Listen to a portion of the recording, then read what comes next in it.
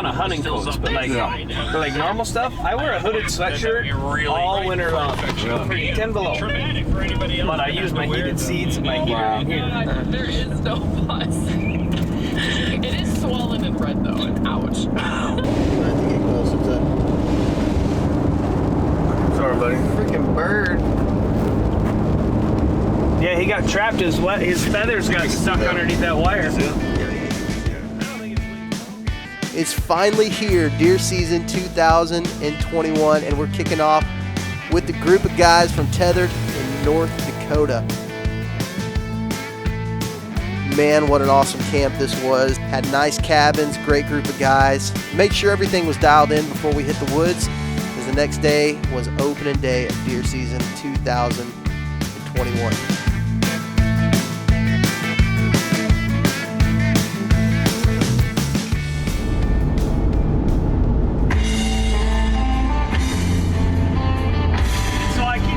My dad into going down there and hunting like an ibex, and then having a campfire with Nugent playing at night. Oh yeah, because that's part of the deal. He sits at the campfire and plays music after your hunting tonight. Yeah, I can't convince my dad to go.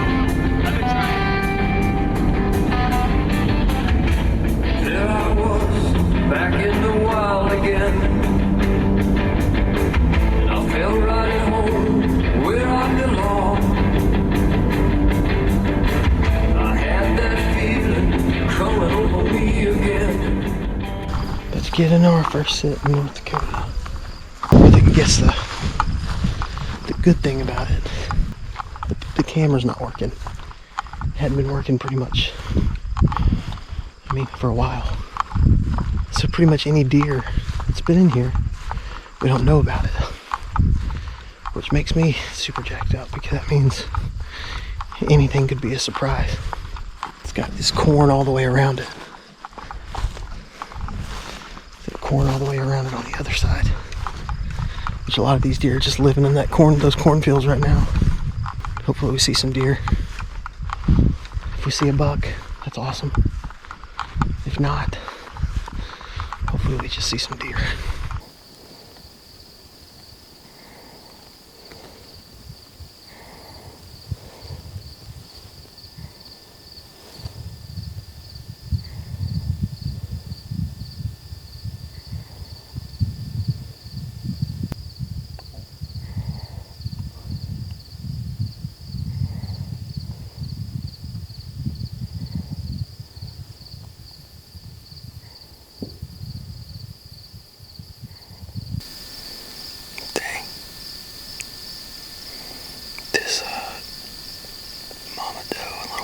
Still just sitting here.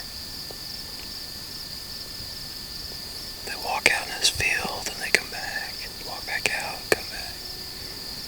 Pretty cool. I really just need a big buck to do the same thing. It'll be good.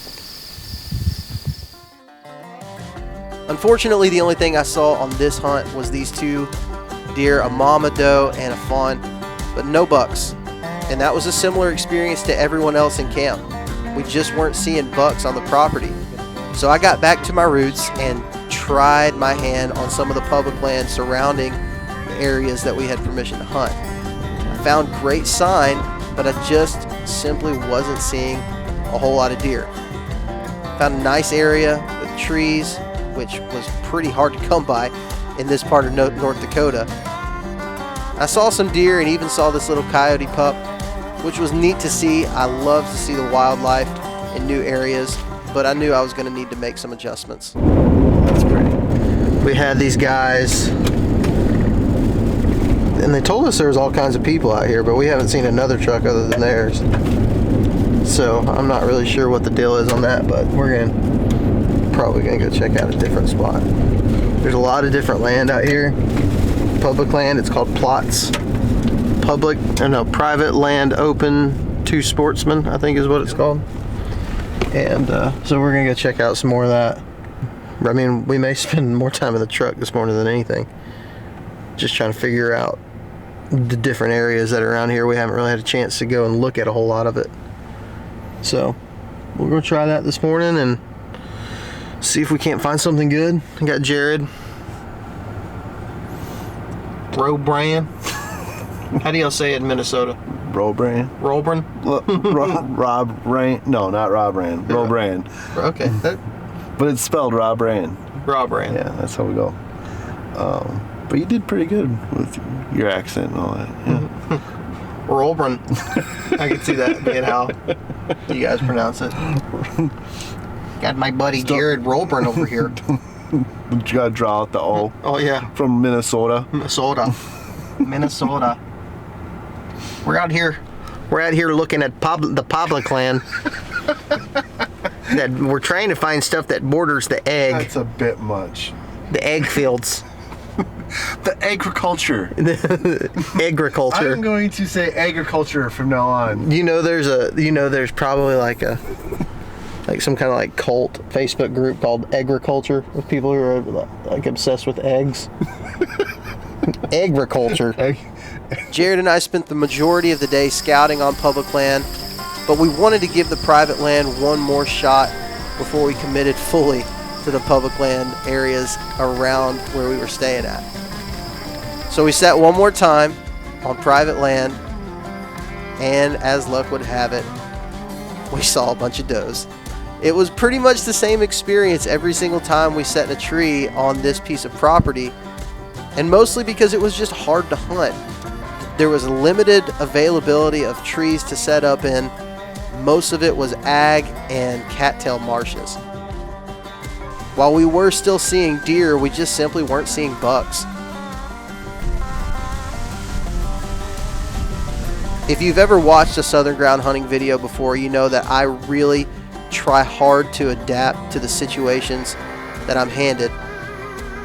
And even though I was seeing deer, I knew I was going to have to do something different if I wanted to be successful and punch my buck tag in North Dakota on this trip. So I did what I like to do best. I adapted and I rented a car. I didn't rent just any car. I rented a Chevrolet Spark, which was more comparable to something you would find in a girls' college dorm parking lot. I loaded everything in it and started scouting sign and finding new public ground to try to be successful on this hunt.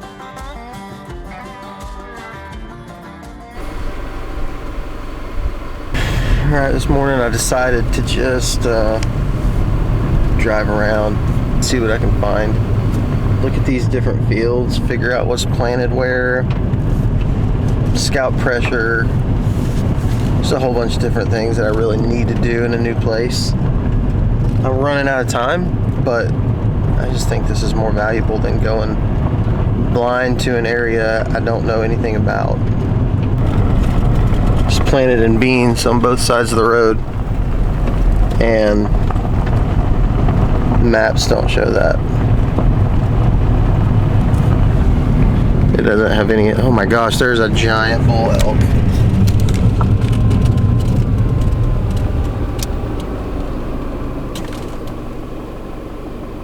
Well, he's not a giant, but it's a bull elk.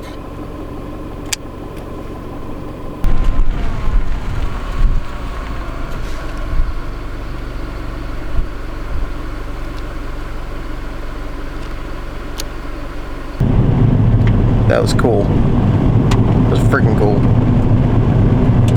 So anyway, just scouting all this property. There's a lot of land here to work with, and this is just way more valuable to me to make the most of what little time I have and knowing what I'm going to hunt. I don't want to just waste a hunt. Oh my God. I just jumped a giant, huge buck right here. Let's see, he wasn't super spooked.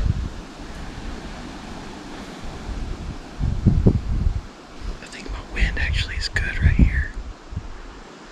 I'm gonna knock an arrow. Try to get up a little bit closer and see if I can see him somewhere. He was a tank. He was a big deer.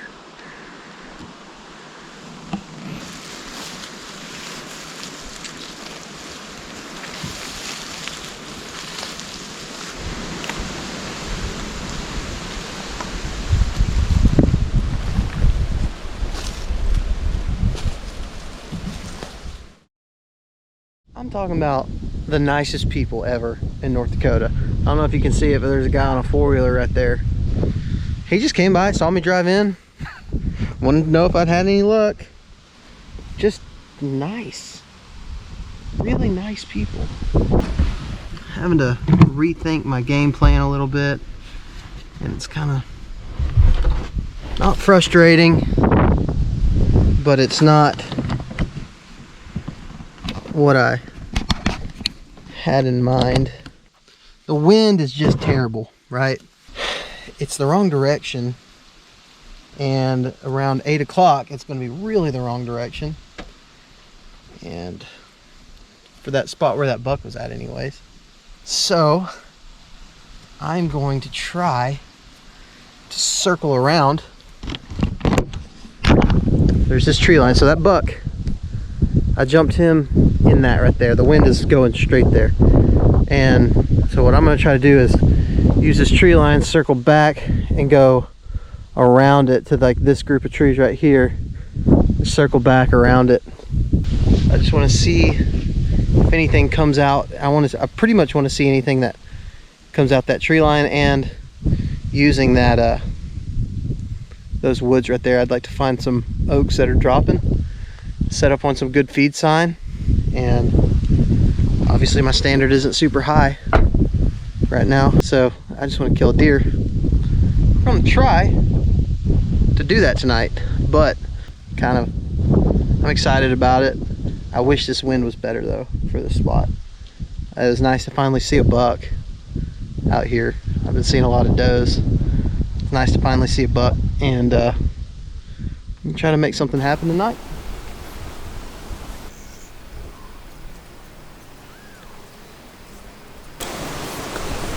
The reason I came all the way to where that buck was at is because I think I bumped him. And if I bumped him twice in one day, I don't see him really getting too terribly much closer in daylight. He may be gone. There's a ditch right here that goes down. It goes back up into the field, and it's that big long finger. Deer enter into a field, the lowest spot, the lowest part of the field, and they use these ditches and these drainages like we use an exit on an interstate. And that thing's right here. I feel like it could be very possible that these deer come up out of that coulee, whether bedded, you know, on the edges of these ridges, and they use this drainage to get back up here. I don't know if that's the case or not, but I am really hoping it works tonight. I do have acorn dropping on this tree right here, so it's definitely a good thing. Get deer coming this way. They're dropping off of that thing like crazy.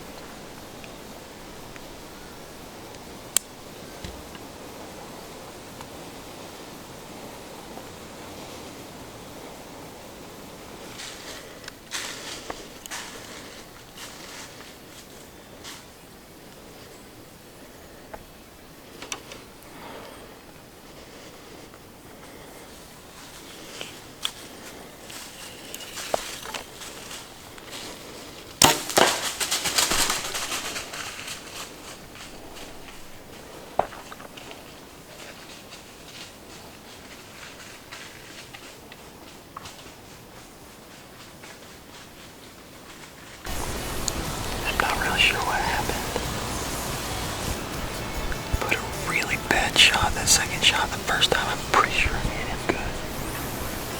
But I'm jacked up. That was awesome. I'm nervous about that shot.